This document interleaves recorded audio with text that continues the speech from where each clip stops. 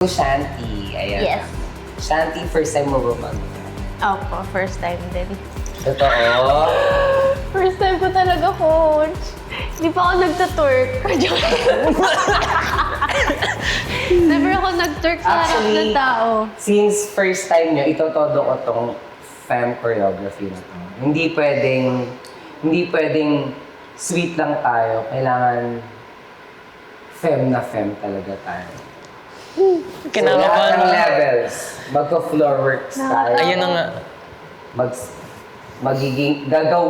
Gagawin natin super sexy. Wag naman sobra, coach. Hindi, ayoko. Gusto ko sobra. I mean, that's the essence of femme choreography. You need to be sexy. You need to move feminine. And the inner sexiness. Kaya mo ba?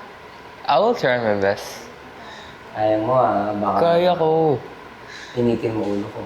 Kalma, coach. Kalma. Okay lang.